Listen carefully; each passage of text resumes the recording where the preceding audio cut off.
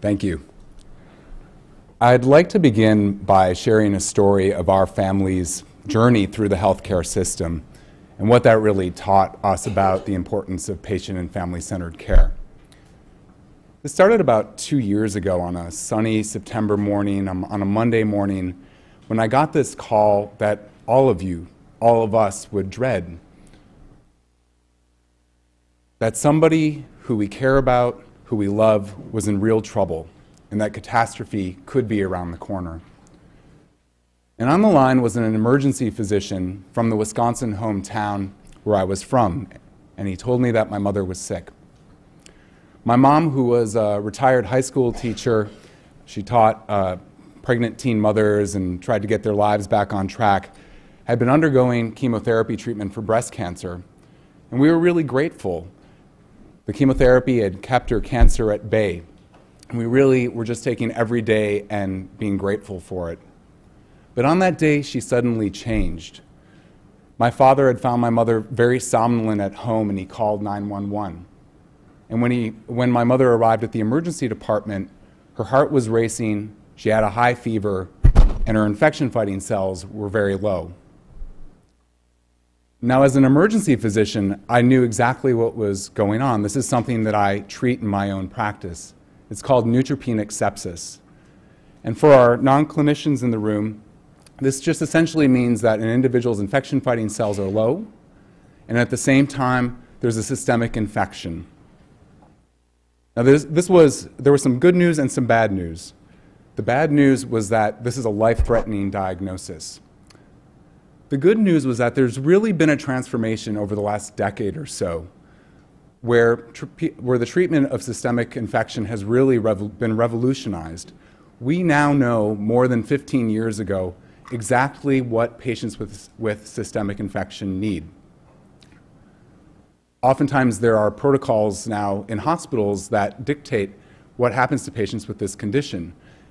What it means is that individuals oftentimes are getting antibiotics, they're getting IV fluids, and if they're particularly sick, they're getting care in an ICU center where they can get even more intensive therapies. But these studies told me something else. They told me that we're on the clock. These studies have shown that timely care of sepsis really is of the essence. It can be the difference between life and death. And so after hearing this troubling phone call, I moved quickly from Boston to the Wisconsin hospital where my mother was. Sequestered on that flight, really out of touch with what was going on, and knowing, though, that those hours really were of the essence. And when I arrived in Wisconsin, I went directly to my mother's hospital bed, and you can imagine, it's about 9 o'clock now, 12 hours after my mother initially went into this emergency department. She's now on a hospital floor. And it's a quiet city community hospital. The lights are on. She looks pale. She looks weak. And it's quiet. Her doctors have gone home for the day. It's me, my family, and her nurse. And I remember even talking to her, and she was very stoic, and I remember her telling me she felt fair, as if this life-threatening infection were just a little bit of a bump in the road. And one of the things I was very eager to determine early on, just a quick look, was what her blood pressure was like. This is a poor man's way of essentially figuring out how people are responding to systemic infection treatments. And so I went to the nurse's log and looked in her book, and I saw this terrifying picture with her blood pressures crashing through the day. Her blood pressure is now half the values of what they were when she arrived in the emergency department 12 hours earlier. And I thought, what's going on? I have to admit I was a little surprised that she was on a normal hospital floor, that she wasn't in an intensive care unit already. So I did a little bit of extra detective work. And very quickly I realized that these very familiar systemic infection treatments to me still hadn't been delivered. And so the clock is ticking. It's 10 p.m., 13 hours after my mother initially arrived at the hospital. And I'm thinking about how I'm going to be the best advocate for my mother that I possibly can. I have to ask that the nurse call my mother's oncologist, and that we request a transfer to the intensive care unit, And I'm hopeful, after the oncologist did indeed approve this, that we were going to turn the corner. I just hoped it wasn't too late. So I sent my family home. I stayed with my mother, and we got transferred to an intensive care unit. It was about midnight, 15 hours on. Over the next hour, it became clear that things still weren't changing, and many of these critical interventions weren't being implemented. And so I got confused. I was scared, I was tired, I was exhausted. And at one point, my mother's nurse came into the room, and she said something to me that I think was a veiled criticism of my mother's physician. But at the time, to be honest with you, I was trying to get my bearings in a new hospital.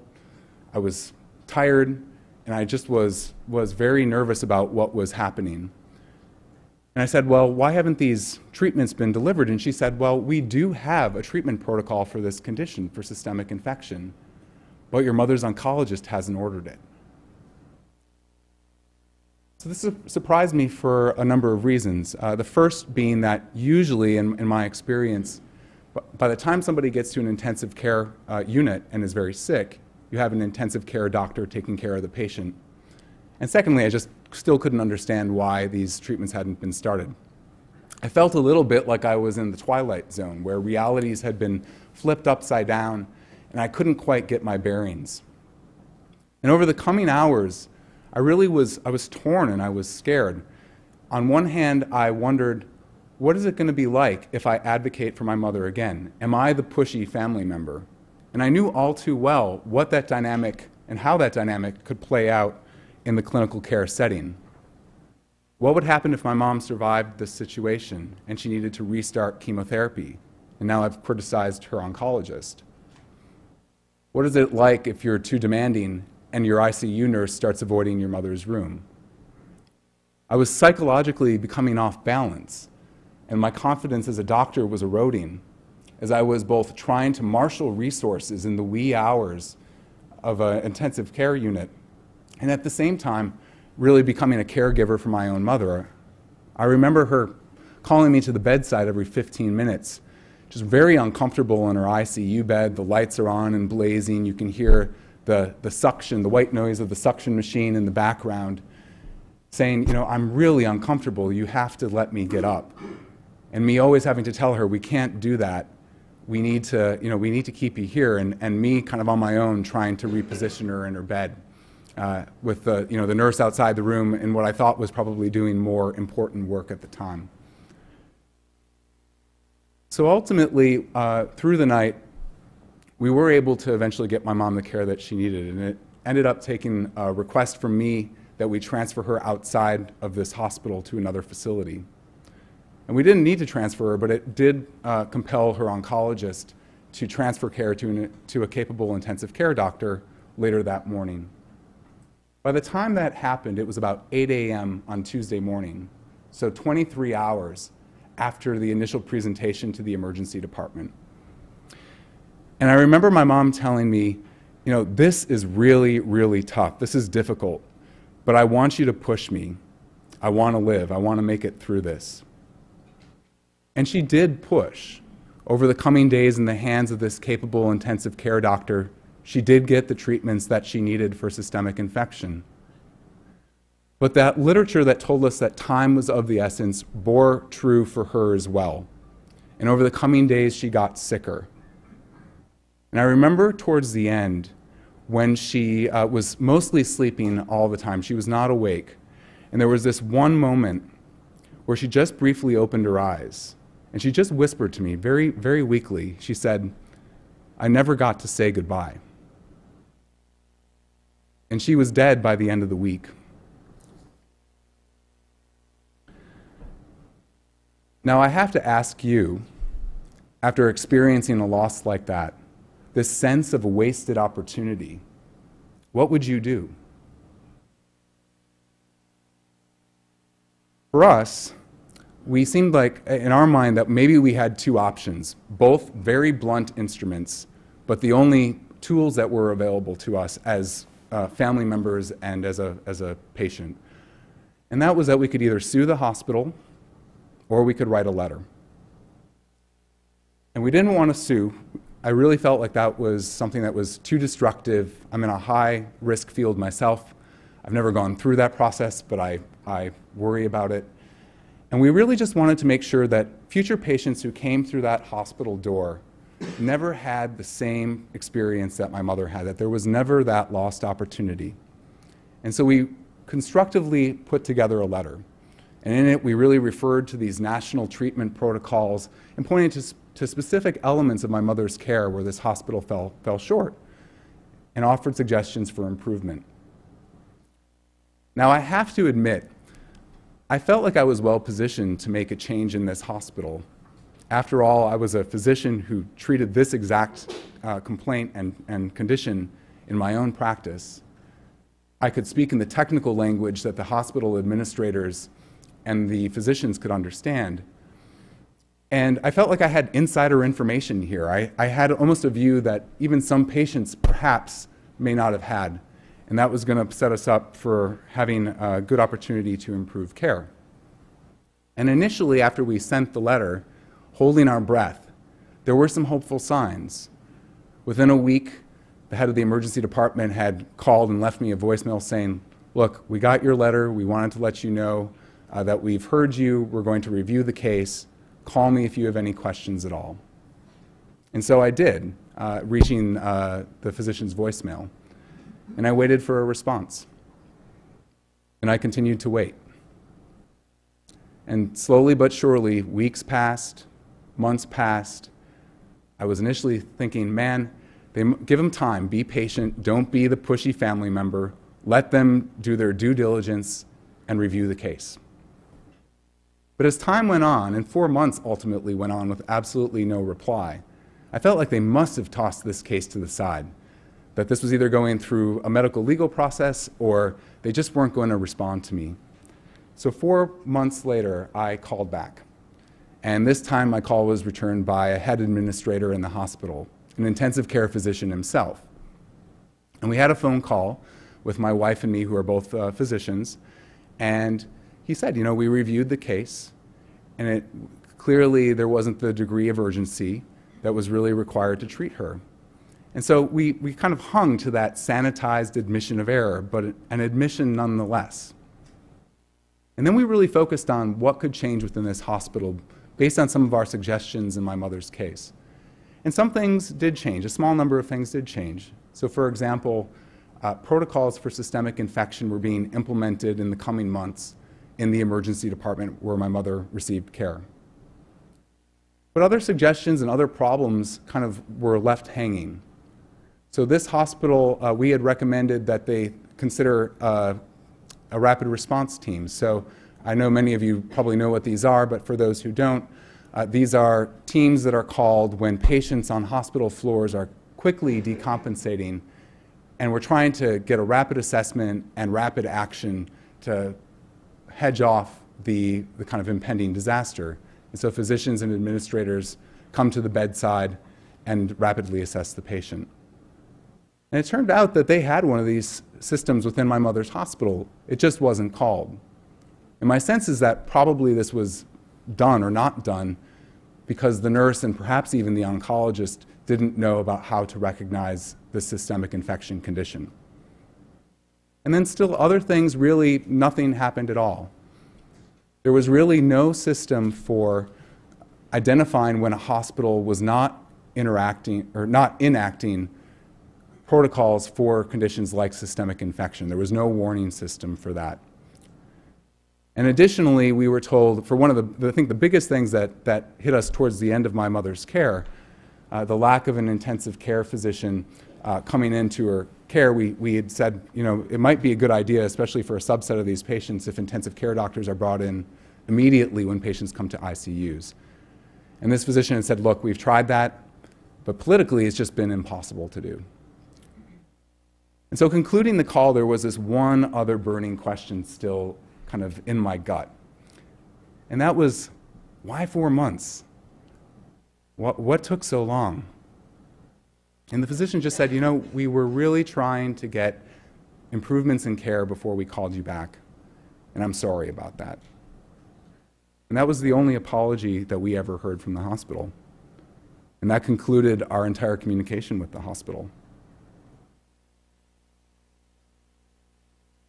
Now, by a show of hands, I'd like to see how many of you personally, or maybe in the care of a loved one, have had a bad healthcare experience, whether it's kind of a small bad outcome or a major bad outcome. So if you turn around and look, I mean, this is a majority of people who have hands in the room, who are in the room. Now what I would ask you to do is, of those of you who raised your hands, how many of you felt that the healthcare system, the hospital or the clinic where you were cared for, made a change as a result of your experience? So look at that missed opportunity there. And I'll just say that this is not an uncommon experience, what we're seeing here in this room. I've had clinicians, nurses in my own practice, readers who've read what I've written come to me and say that they've had very similar experiences. This experience is exceedingly common. So what's the way forward for healthcare? I think there's a couple of things that we can do. So the first that really goes without saying is that patients and families need to play an active role in the care that they receive. And for us, this was really exemplified by the anguished 4 months of waiting as we were listening and hoping for a hospital response. That time emphasized to us how unimportant we were in the care improvement process.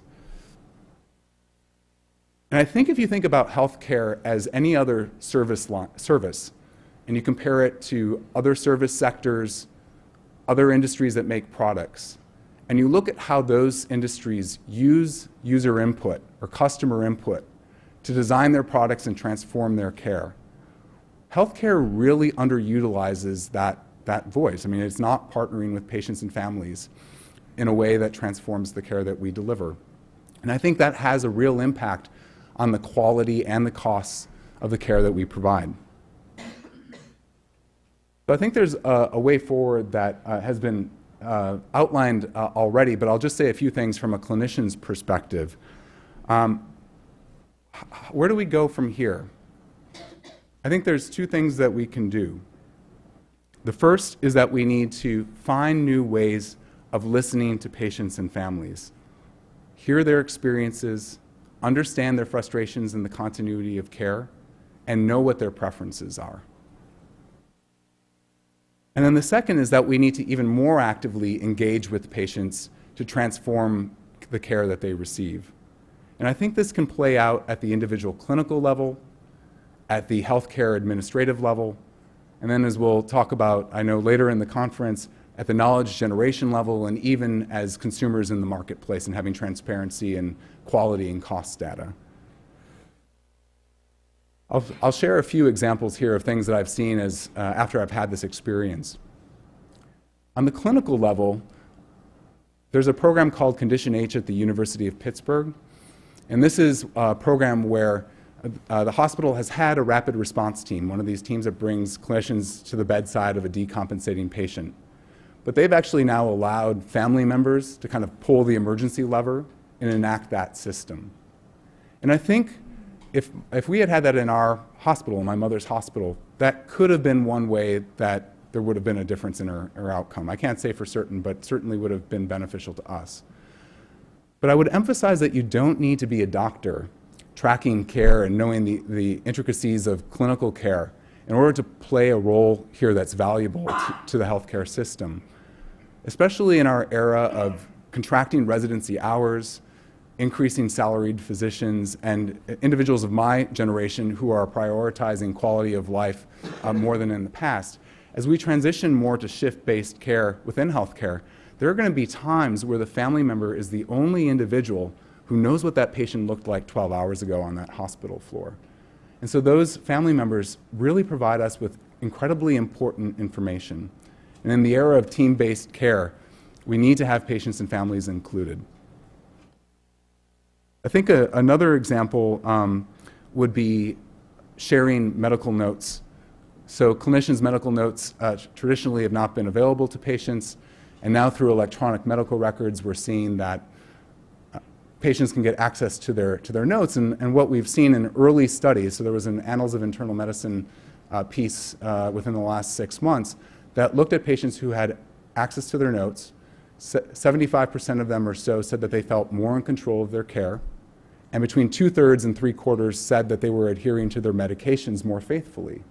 So here's another example where you get, especially when you look at the health affairs work that's been going on in the last couple of months and with their current issue, when you think about the activated patient and you think about enhancing patient engagement, here's one of the mechanisms by which this actually happens.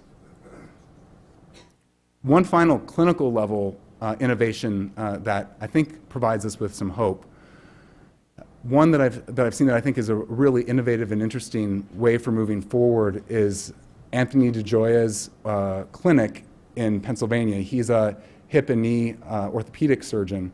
And so he's basically said this: in the era of ACOs and care redesign and transformation to taking care of patients and including patients in team-based care, we really need to design this system from the inside out again and start with the patient's perspective. And so what he's done is, with patient consent, he has shadowers follow patients through the entire continuum of care, not just the surgery, from the parking lot to the pre-op appointment to post-op period to rehabilitation period. And they found some really interesting opportunities for improvement.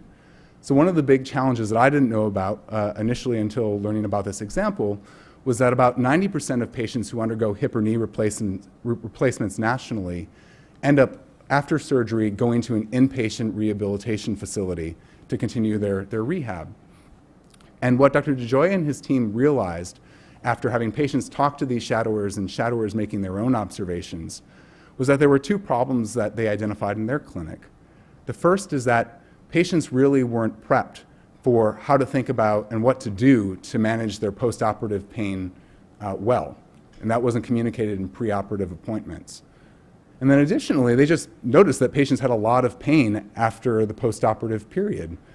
And so they went to the anesthesia literature and collected best practices, optimized pain control.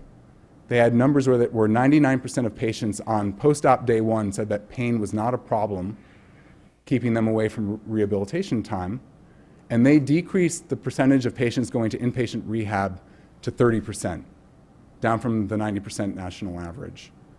So there are these real opportunities also to, you think about the cost implications of something like that and the quality implications of why are patients needlessly suffering from pain after a surgical procedure. You see how some of these methods can start transforming care.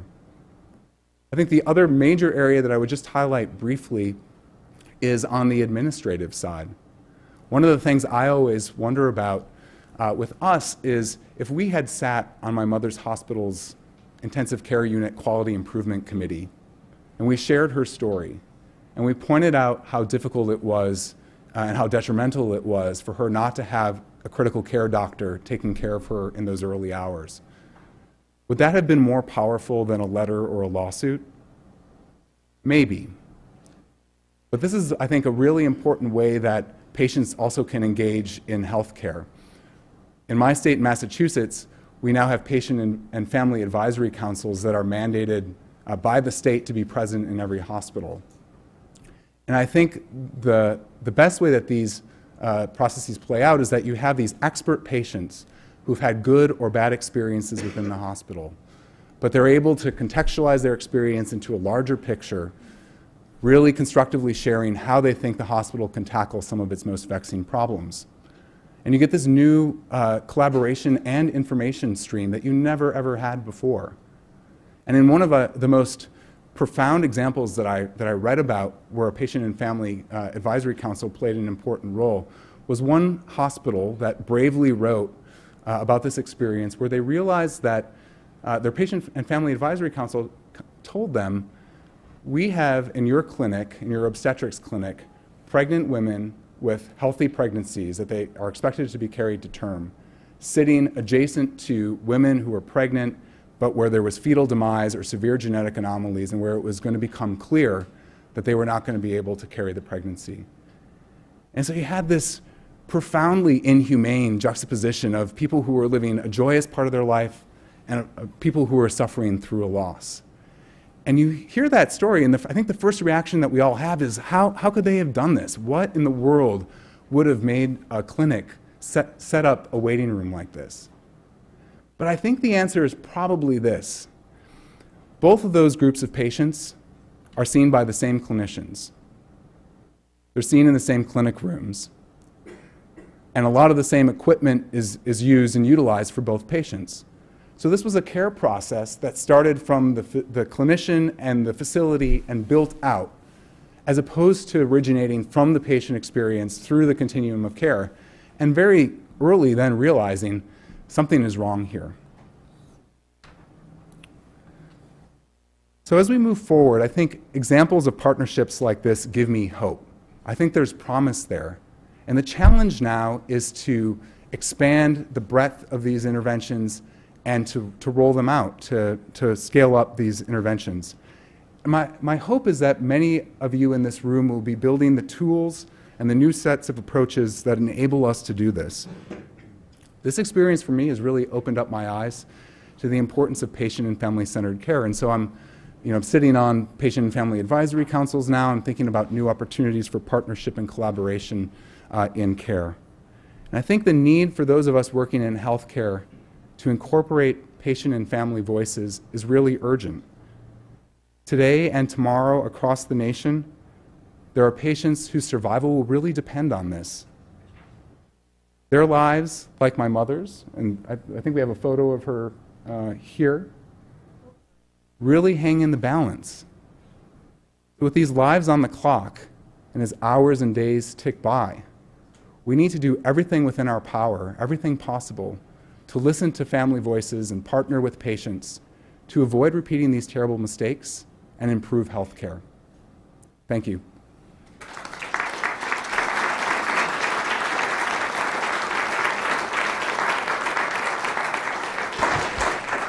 Thank you so much, John. That was incredibly powerful and moving. And I think you could not have possibly done a better job of sharing with us the reasons that we look to patients and family members as partners in this endeavor.